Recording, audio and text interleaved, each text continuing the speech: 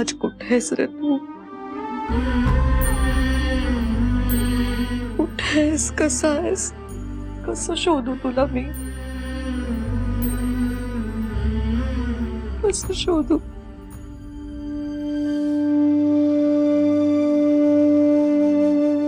ताई, अगं तू रडतेस का? हे बघ, टेन्शन घेऊ नकोस. राजवर्धन येईल परत. आणि तो लहान आहे का आता? नको काळजी करूस तू.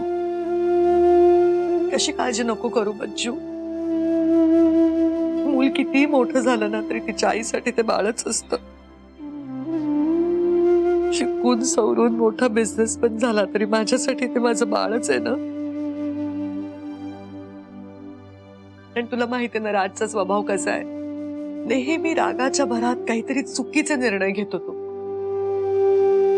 म्हणून मला तिची जास्त काळजी वाटते बच्चू. मान्य आहे मला ताई, पण मला सांग, आपण काय करणार आहोत यावर आता? हे बघ, राजवर्धन जिथे असेल ना तिथे तो स्वतःची काळजी नीट घेईल. हे बघ, तू रडू नकोस आणि जरा आराम कर. मी आलोच. अजून कोण कॉन्टॅक्ट मध्ये येते का बघतो. हो. काय करू देवा मी? काय करू? कुठे शोधू राजला?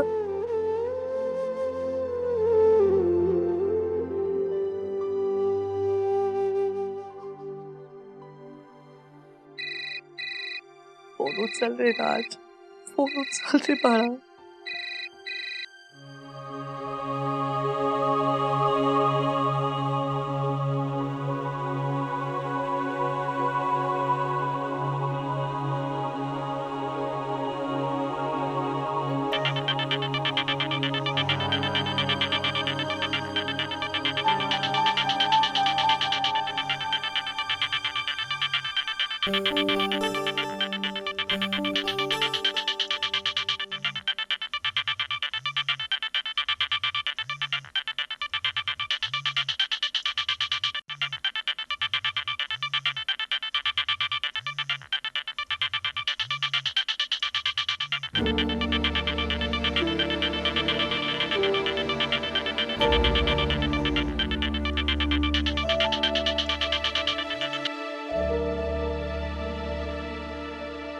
हॅलो हॅलो राज, अरे तू कुठे आहेस? हॅलो. हॅलो, मी कावेरी बोलते. कावेरी? हो. कावेरी, तुझ्याकडे कसा आहे राजचा फोन? राजवर्धन सर माझ्या बरोबरच आहेत. म्हणजे ते माझी रूममेट आहे ना तिच्याबरोबर इकडेच आलेत माझ्या घरी. म्हणजे ती त्यांची पण मैत्रीण आहे ना. मग ते दोघं डिनरला गेले होते एकत्र. इकडे थोडं ड्रिंक घेतलं त्यांनी. थोडं नाही, जास्तच घेतलं. मग त्यांना घरी जायचं नव्हतं म्हणून मग वैदेही त्यांना इकडे घेऊन आली. परमेश्वरा, अगं काळजीने पाणी पाणी झालं होतं माझं. बरं ठीक आहे, तो तुझ्या इथे आहे ना? बरं झालं तुझी मैत्रीण घरी घेऊन आली त्याला. तू सोबत आहेस ना? परमेश्वराचे खूप उपकार आहेत माझ्यावर. किती काळजीत होती मी. हे बघ कावेरी, माझा राग जरा तापट आहे कर, संतापी आहे. त्याच्या बोलण्याचं काही वाईट वाटून घेऊ नकोस. जरा काळजी घे त्याची, सांभाळून घे त्याला. मी फोन करेन ना तुला नंतर. बाय.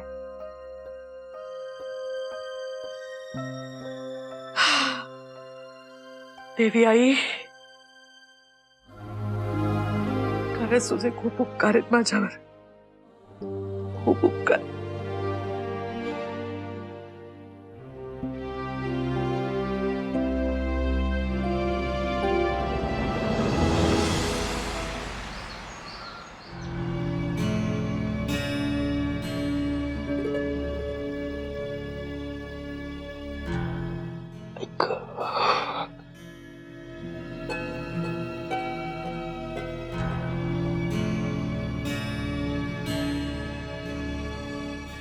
उठलात?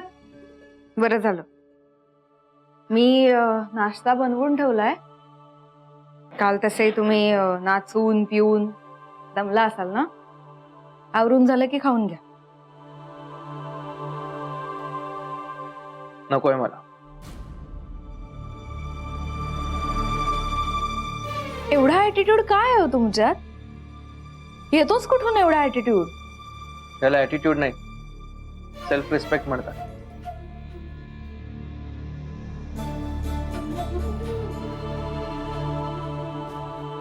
सॉरी टू से, पण तुम्ही ज्याला सेल्फ रिस्पेक्ट समजताय ना, तो अहंकार आहे तुमचा. स्वाभिमान आणि अहंकार यात बराच फरक असतो. तुम्हाला साधं हेही कळत नाही की समोरचा माणूस आपल्याशी कुठल्या नात्याने बोलतोय.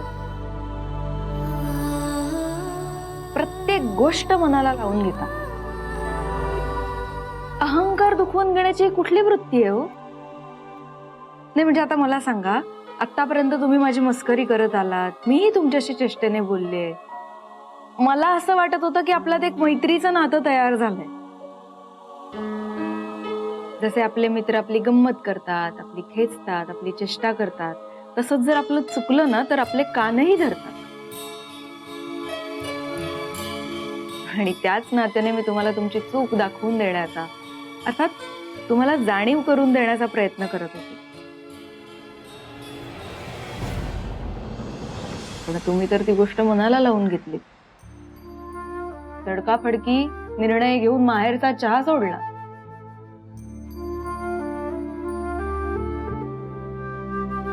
मला असं वाटतं ना, तुम्हाला नाती कळत नाही, माणसं कळत नाहीत, माणुसकी कळत नाही. But it's okay.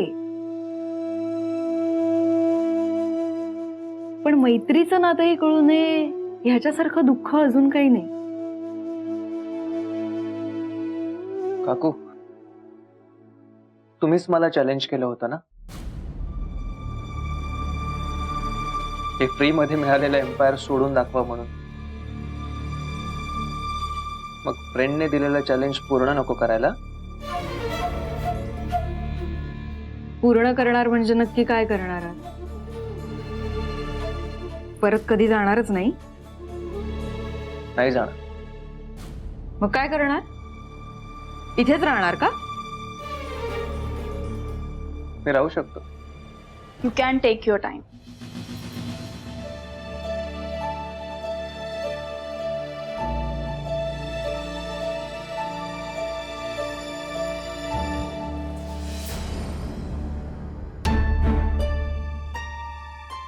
मला ऑफिसला जायला उशीर होतोय.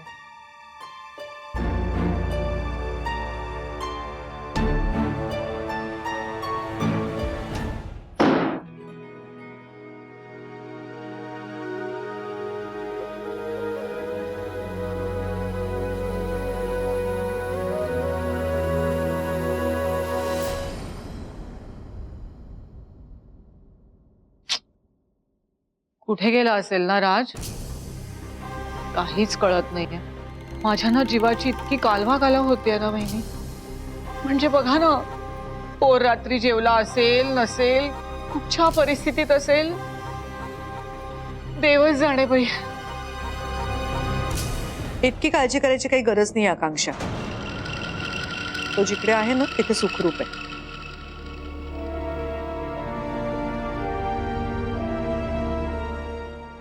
सुखरूप आहे का? मिळवलं ग बाई. देवा, पावलात रे बाबा एकदाचा. बहिणी, तुम्हाला सांगू, मला इतकी काळजी वाटत होती, म्हणजे ना मी तहान भूक सगळं विसरून गेले होते बघा.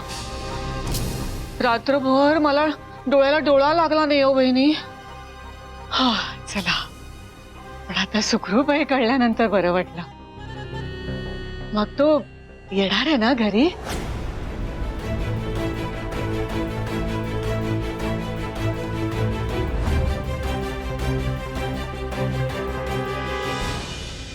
नाही, म्हणजे त्याच्यासाठी ब्रेकफास्ट करून ठेवला होता मी, म्हणून विचारलं.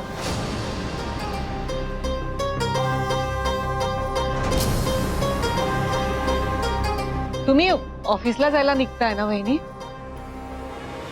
हो, मी पण जाते ऑफिसला.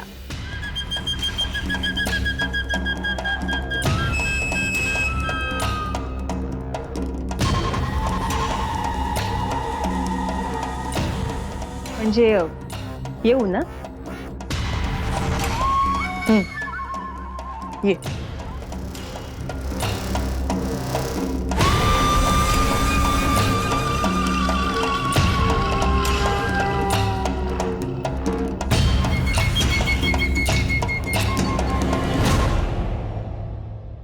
पण सुखरूप आहे म्हणजे राजवर्धन नक्की आहे कुठे?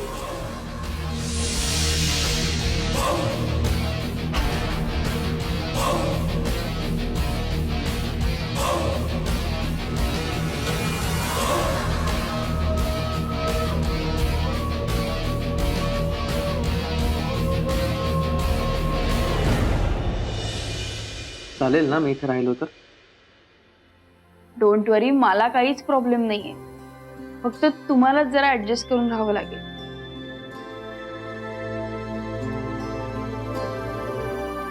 तुझी कंपनी मिळणार असेल तर मी रेडी आहे ऍडजस्ट करायला. बरं. बरं, पुढचा काय प्लॅन आहे डोक्यात?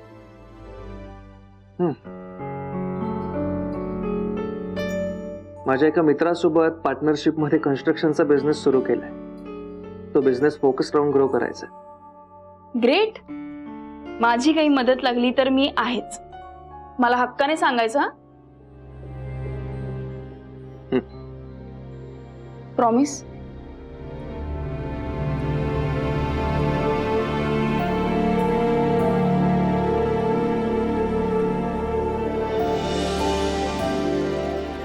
प्रॉमिस.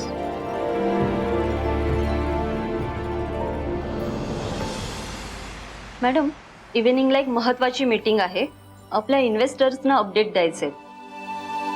त्यानंतर आपल्या आउटलेट संदर्भात तिथल्या वर्कर्सना काही इन्स्ट्रक्शन्सही द्यायचे आहेत. शिवाय डोंट वरी, मी करते मीटिंग अटेंड. नाही म्हणजे राजवर्धन नाहीयेत ना, तुमच्यावर सगळं प्रेशर येतं. मी ऍटलीस्ट ऐकून तरी घेते ना की क्लायंट्स काय म्हणतायत, मग ठरवू काय करता येईल ते. त्याची काही गरज नाही आहे साध्या. आत्ता कुठे तू माहेरच्या चहामध्ये आली आहेस? आधी तुझ्यावरती जो प्रोजेक्ट टाकला ना त्याची जबाबदारी नीट सांभाळ. तो पूर्णत्वाला दे, मग बघू. आणि प्रेशर वगैरे कसलं ग, मला सवय याची. मी सक्षम आहे हे सगळं एकटीने सांभाळण्यासाठी.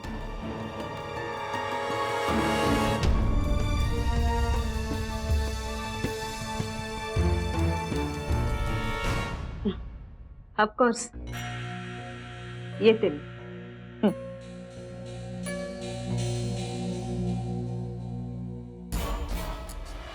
नेहा, कावेरी मॅडम आले असतील त्यांना पाठवून दे जरा. Yes ma'am.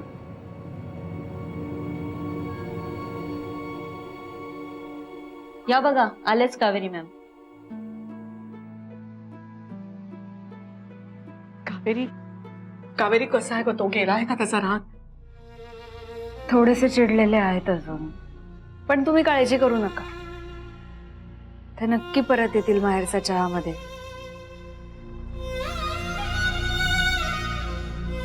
मॅडम, खरंच सॉरी. मला अजिबात असं वाटलं नव्हतं की ते चिडून असा टोकाचा निर्णय घेतील. अगं कावेरी, हे बघ ठीक आहे, आता जे झालं ते झालं. ते आपण बदलू शकतो का? पण राजवर्धन कधी परत येईल याचीच मला काळजी लागून राहिली. काय गंमत असते ना कावेरी, आई मुलाचं नातं ना आयुष्यभर पाठशिवणीचा खेळ खेळत असतं. म्हणजे मुलं जेव्हा लहान असतात तेव्हा त्यांना असं वाटतं की आई सतत आपल्या जवळ असावी. तसंच ठराविक वयानंतर आईला सुद्धा वाटतं आपलं मूल ना सतत आपल्या नजरेसमोर असावं, आपल्या अवतीभोवती असावं. तसा माझा राज मला माझ्या नजरेसमोर हवाय का?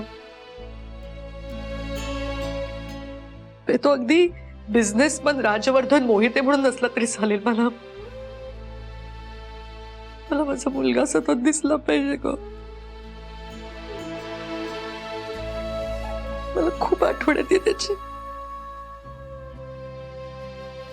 तो कधी परत येईल असं झालंय.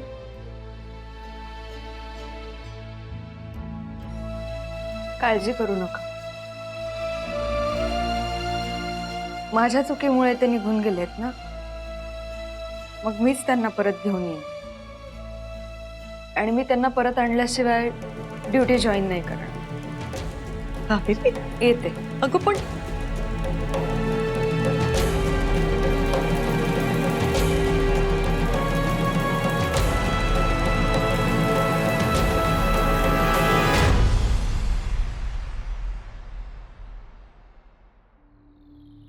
हे हाय नेहा, हॅलो मॅम.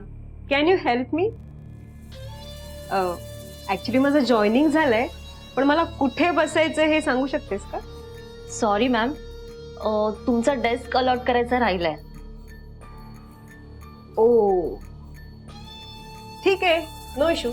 मी राजवर्धनच्या केबिन मध्ये बसते. तसंही ते येणार नाहीच आहेत ना. मॅम ते मी कसं सांगू, एकदा मॅडमशी डिस्कस करावं लागेल. अगं सगळ्याच गोष्टी त्यांना विचारून करायची गरज नाहीये. त्यांची सून आहे मी. नाही म्हणजे त्या टेन्शन मध्ये आहेत ना आता. उगाच त्यांना डिस्टर्ब नको असं म्हणायचं होतं मला. तसंही त्या नाही म्हणणार नाहीत. मी बसते हा राजवर्धनच्या केबिन मध्ये.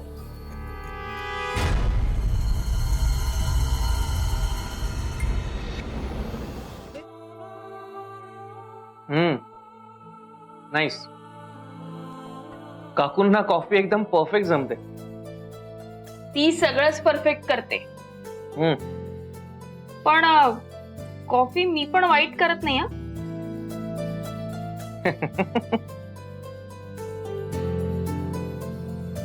नो डाऊट, तुझ्यासारखी ब्युटिफुल आणि परफेक्ट मुलगी कॉफी सुद्धा एकदम परफेक्ट बनवत असणार. चला, कोणाचं तरी लक्ष गेलं म्हणायचं माझ्याकडे. बरं, मगाशी विचारायचं राहूनच गेलं.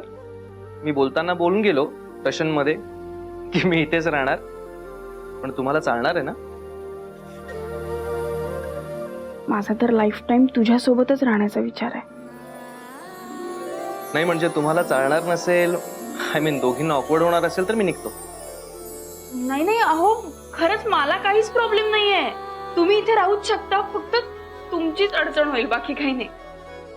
डोंट वरी, मी करेन मॅनेज. नाही खरं तर मी हॉटेलमध्ये सुद्धा राहू शकलो असतो, पण लगेच त्याची न्यूज होईल की राजवर्धन मोहिते घर सोडून हॉटेलवर राहतो. ते श्रीमंत होण्याचे ना खूप साईड इफेक्ट सुद्धा असतात. मनासारखं जगता येत नाही, मनासारखं वागता येत नाही, मनासारखं बोलता येत नाही. हे इतकंच काय, घरच्यांसोबत मनासारखं भांडता सुद्धा येत नाही. या आय कॅन अंडरस्टँड. पण हे बघा, तुम्हाला ना जितके दिवस हवे तेवढे दिवस तुम्ही इथे राहू शकता. मला खरंच काहीच प्रॉब्लेम नाहीये. पण एक छोटीशी गोष्ट तुम्हाला करावी लागेल. कोणती? तुम्हाला एकटं राहावं लागेल, कारण मला ऑफिसला जायचंय. Shit. Don't worry, I will manage. तुझा ऑफिसला नक्की? Yeah. Okay, bye. Bye bye, see you. Yes, bye. Bye.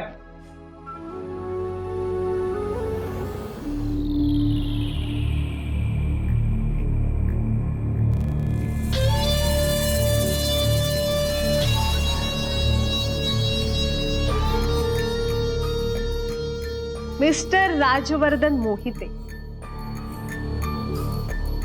आता सांगा कुठे आहे माझी जागा? त्या दिवशी रांगोळी काढण्यासाठी रत्नमाला काकींनी मला ऑफिसच्या दारात बसवलं होतं, तेही त्या कावेरी सोबत. तेव्हा काय म्हणाला होतास तू?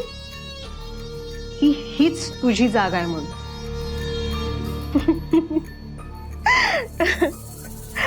राजवर्धन, पण आता बघ ना, आता तू बाहेर आहेस आणि मी इथे तुझ्या खुर्ची.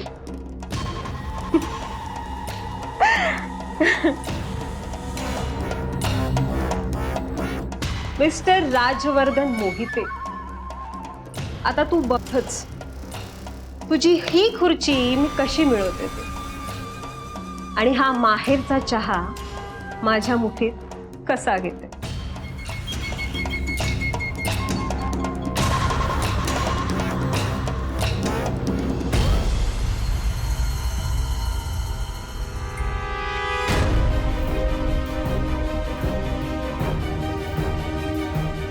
सानिया